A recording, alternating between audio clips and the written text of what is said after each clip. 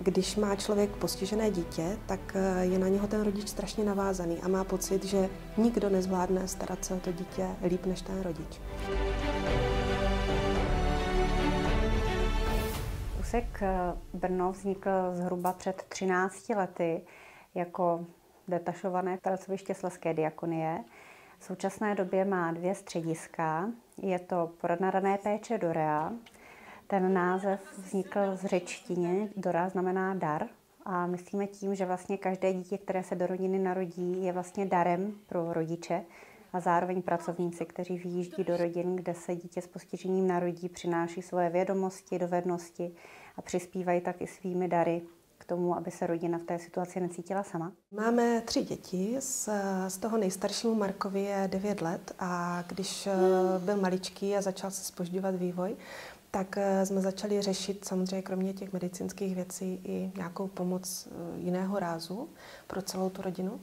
A tak postupem času jsme se nakontaktovali na ranou péči Dorea. Poradna rané péče teda dojíždí přímo do bydliště té rodiny, takže to je vlastně velký bonus pro tu rodinu. Protože ten nejstarší syn má kombinované postižení, nemluví, nechodí, tak bylo těžké ho vymyslet, jak ho zabavit, zaujmout.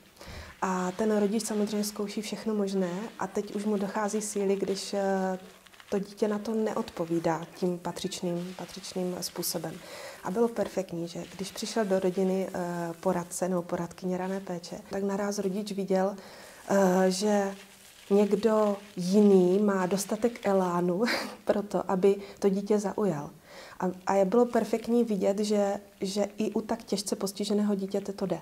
Na začátku služby tady máme psychologickou vývojovou diagnostiku, takže paní psycholožka zhodnotí vývoj toho dítěte, dá rodině nějaká doporučení, na čem by se dalo pracovat a oni společně po konzultaci s jejich poradkyní rané péče si vyberou, na co se budou orientovat a na tom potom společně pracují. Co se týká vlastně samotného poradenství, tak to spočívá v tom, že klíčový pracovník jezdí do té rodiny, doveze si sebou speciální pomůcky a ukazuje mamince vlastně, jak k tomu dítěti přistupovat, jak s pomůckami pracovat.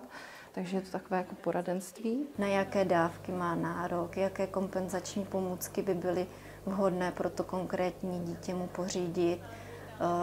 Říct mu třeba o nadacích, kde si můžou žádat o nějaké finanční příspěvky. Jo, ty chceš jít ven, tak běž na chviličku, tak pojď. Ergoterapie je tedy léčebná metoda, která se zaměřuje na rozvoj schopností dětí se zdravotním postižením. A v Brně ji v poradně rané péče využíváme tak, že nabízíme vlastně rodičům možnost ambulantní ergoterapeutické intervence, kdy ten rodič s dítětem vlastně mohou si tuhle metodu zažít a vyzkoušet. Snuzelen je vlastně metoda stimulace klientů v multisenzorickém prostředí a je to o tom vlastně, že je to útulný prostor, jak sami vidíte, který je vybaven měkkým nábytkem a slouží k tomu, abychom tady prostřednictvím zapojení co nejvíce smyslů současně podporovali vývoj klientů, kteří k nám přicházejí.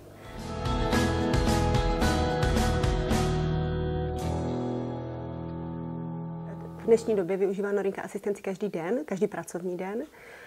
A pro Norinku je to za prvé rozšíření jejich jakoby sociálních kompetencí, možností, což díky tomu, že ti asistenti jsou různí, že každý má jiný přístup, tak Norinka je, i když je velmi výběrová a velmi jako si někdy vede svou, tak vlastně jakoby toleruje různé asistenty a nechá se nakrmit, nechá se přebalit, nechá se dovést domů, umí si jakoby s tou situací poradit. A samozřejmě zase z našeho hlediska je to opět to, že se můžeme věnovat každý své profesi. Za prvé, za druhé se můžeme věnovat dalším dětem, našim, takže máme 3 dohromady. Eliada je druhé středisko, které poskytuje osobní asistenci rodinám, které vychovávají dítě dospívajícího, ale v dnešní době i dospělého až do 40 let věku a pomáhají jim s tím, aby mohli si nechat své dítě co nejdéle doma a nemuseli ho zařadit do ústavní péče. Těch způsobů,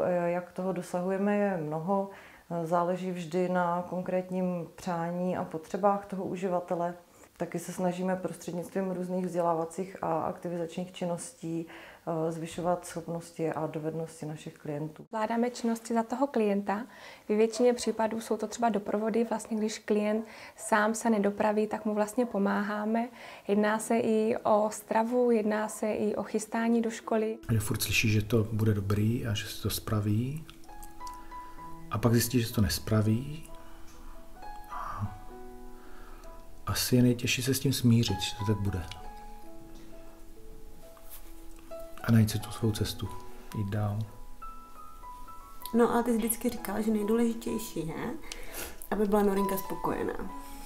Jo, jakože člověk furt má pocit, že ona tím, že si nemůže říct nebo nemůže prostě jakoby nic, tak ji furt musíte někam tlačit, furt jí musíte nabízet nějaký podněty nebo nějaký rehabilitace a tam a toto a tamto. Ale pak vlastně zjistíte, že to je třeba na to tělíčko moc, že jo? Nebo že a díky této rehabilitaci je ještě víc stažená. Nebo že vlastně jste měli od začátku se víc věnovat logopedii a ne celkové rehabilitaci. Ale to jsou prostě všechno věci, které zaprvé jsme nikoho takového osvíceného nepotkali, že by nám to řekl už v porodnici, že třeba jo, je spastická, bude problém se stravou, bude problém s pitím, nehýbe se, bude problém s vyměšováním, jo? Jakože vlastně od začátku slyšíte, že máte cvičit Vojtu, pak po roce zjistíte, že Vojta na ně vůbec nefunguje, což třeba mě přišlo strašně líto, protože mně přijde Vojta jako super metoda. Naštěstí, že se s námi přišli do cesty s Vitavy, s Bobatem a s jinýma metodama. Do toho máte pocit, že musíte vlastně vyzkoušet všechno, abyste něco jako nezanedbali. Takže je to takovej myšmaš v hlavě a nikdo vám neřekne, co je dobře, co je špatný. Že jo? A to nikdo neví, která ta cesta je správná. To ví jenom to dítě a to vám to neřekne. A je potřeba asi si uvědomit, že ona si žije v tom svým uzavřeném světě a my vlastně jenom máme udělat podmínky k tomu, aby jí tam bylo dobře. Když vlastně se zjistilo loni, že ten třetí syn bude taky postižený, tak naraz nastal další zlom v té osobní asistenci nebo ve fungování osobní asistence v naší rodině.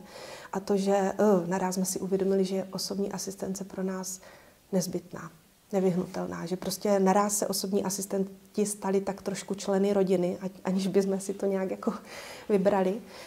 A začaly se řešit jiné věci než doposud. Už jenom to, že když máte těžce postižené děti, takže máte dvě možnosti. Buď je, až nastane doba, kdy ta rodina to nezvládá, tak nastane doba, kdy budete řešit stacionáře, ústavy a podobně.